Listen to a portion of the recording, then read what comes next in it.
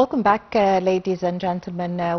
We are still shedding more light on the two-state solution conference that took place hours ago in a very historical session in the United Nations General Assembly. And to shed more light on this, we have the pleasure to have with us our dear guest, Dr. Wael Badawy, Data Science and Information Technology Professor at Journalism and Mass Communication Department, School of Global Administration and Public Policy. Good morning. Good morning. Doctor, of course, you followed hours ago the UN General Assembly. It was a historical, actually, session for the United Nations. On the behalf of President Abdel Fattah al-Sisi, Prime Minister Mustafa Madbouli delivered Egypt's speech before the session. How did you follow it? I believe in this particular General Assembly session. It emphasized what Egypt was view of the whole issue of Palestine. We had a strong opinion that Palestine and Palestinians should not leave Gaza, should stay, should enjoy a state, or we supported the dual state solutions. So having this emphasis from our Prime Minister, Dr. Madbouli, and also other representatives of other countries, including presidents and kings and high delegates of other countries, it emphasized the fact that Egypt's vision early on was in the right track.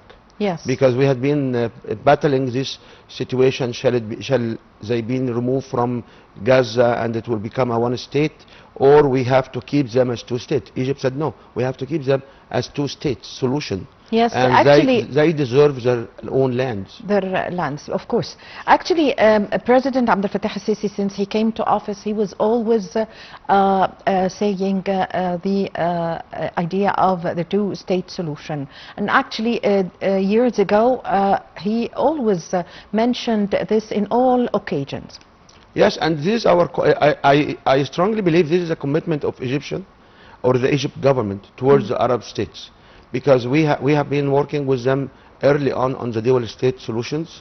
We have been experienced lots of pressures in different ways to change our directions or our opinion. However, we have been staying on this way, and our president actually was always vocal about the dual state solutions and inviting other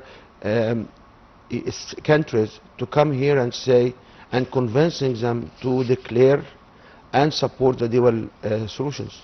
Yes, sir. Actually, what can we say from the Balfour Accord or Balfour Declaration till Stormer Declaration? We saw a wave of recognition by several countries, and the most important country is, of course, Britain. And that was recognized by the Prime Minister of Britain. Let's go step by step since the old declaration, the Balfour Declaration. Actually, the Balfour Declaration, let me mention or remind you, sir, that it was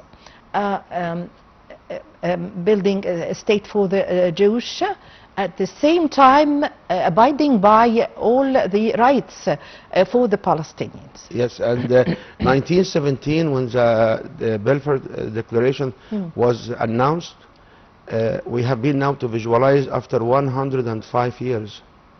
Yes. Or 8 years, 108 years, a complete and 180-degree change in the whole, the government of UK or England, basically directions. So this basically, I strongly believe this particular recognition has all the meanings. It actually has apology to all Palestinians, say, you know what, our ancestry were basically not in the right track.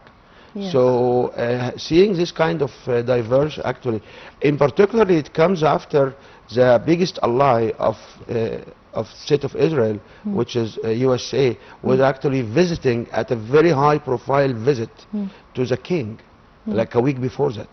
and the visit was by President Trump and all of his cabinet, including the major CEOs of major companies, to support the economy over there. Then it comes right now, it comes immediately, like 1 week later, I believe, or 10 days later, a complete diverse from supporting to recognize that Yes. Palestine Yes. is a country. Yes, Doctor, actually, in her speech before the conference, the UK speech before the General Assembly conference yesterday, she confessed that she said that years and for decades we were promising the Palestinians that they are going to have their rights, and it's now time to give them their right, which is a two-state solution. Yes, and this So is, how did you see this? as I said, this is a historical moment because yes. it's basically a change in the whole directions of a country or a government. So coming from a government which is 100% supporting Israel to now, you know what, we are supporting Palestine. And even the flag, when it was actually put on the embassy in London, this is the activation Yes. of the recognition, because we can recognize and we can delay. Not now. We have a presidential level representation, which is an ambassador, which means that next communication will be with the president of Palestine. Now, president of Palestine can make calls and say at this high level is not only a group or an organization which is trying to fight for some rights. So this change of diplomacy, it gives lots of emotional and lots of promise towards the future. Yes, a wave of recognition from several foreign countries, but let me stop on a very important one, which is Great Britain. The United Kingdom recognizing the state of Palestine and the two-state solution. Do you think it's holding itself responsible for the past situation? I wouldn't believe they will take responsibility of the past situations, because usually generally but they had the British mandate after the Ottoman era fell in Palestine, of course. Yes, and however, the politics does not work in this way. They cannot, because if they take responsibility, they have to pay back. They have to give some support to overcome the mistakes they did. But there is no such thing in politics that a country will come and say, oh, we have been mistaken for that long. It doesn't work. But the change itself on its own, it's a key situation, because as I said, like, they have been for 108 years following the Balfour Declaration. Now it have been changing. So now the stance has changed. You talk about another state, a dual state solutions, and with the other 14 countries which start to do declarations within the same time. I believe this will give a tremendous support to our people in Palestine and in Gaza, that, you know what, there are some people outside, recognize what you are in and keep the ball going and don't give up. Still, there is a hope and there is support. Yes, a wave of recognition of the Palestinian state, Britain, France, Portugal, Canada, Australia, a wave of recognition. What is the importance of this? Despite the war is still there, there's no ceasefire, the people are being killed, and give us an idea about the importance of this on the political side and also on historical side, of course, very important historical moments. The importance of that is we have to understand that within these countries there are lots of their people actually Jewish, with lots of businesses, with lots of activities. There are lots of groups which is actually pushing the Israel agenda forward to the government. So now when these countries will come officially and declare Palestine as a state and the dual state solution has to happen here. This is a complete change, and we expect that these countries will foresee a local pressure to try to delay and try to move, because suddenly all of them in this way. Many of these countries were supporting Palestinians, I would say shyly, because they were shy of doing it. They were just sending some food, some donation. They will talk, but when it comes to really vote, they will decline, because they suffer from pressures from other allies to Israel, Yes. like United States of America. Now when these countries will stand, I believe they stand for human rights, pure human rights. Yes. A right Yes. of a group of people who lived in this land for so long, and now they have the right Yes. to declare their own state. It actually was delayed for so long, because they were promising this for so long. And I also want to just say that the Egyptian role in the whole thing, if it's not even just enlightened, but we had a strong role, because nobody can believe that all of them will come at that point. We have a series of high profile visits from Egypt to these countries and vice versa, and we have a series of phone calls and so far. So we played a role in trying to create this kind of movement, which is a declaration. So we appreciate this from our president, from our prime minister, from the whole government. Yes. Yes. Actually, since yesterday, the week before also, there was huge protests in Italy. Actually, today they are stopping traffic, schools, universities, and they want the government to recognize the state of Palestine. How do you see this picture? The picture is... They want Italy to join the rest of the countries in recognition. We have to understand there are two ways. There are two or multi-forces in any country and each country. Yes. You have the government with the government agenda, with the government directions, with the plan. And you have the people. The people themselves are people to people. So standard citizens will see what we see on the TV, and they will feel they are responsible for what's going on with the Palestinian people and the government. So when the people will see other nations will take the way they like to have, which is a recognition of Palestine state and pushing the agenda of the dual countries and dual states, they will feel, you know what, so why we don't have it in our government?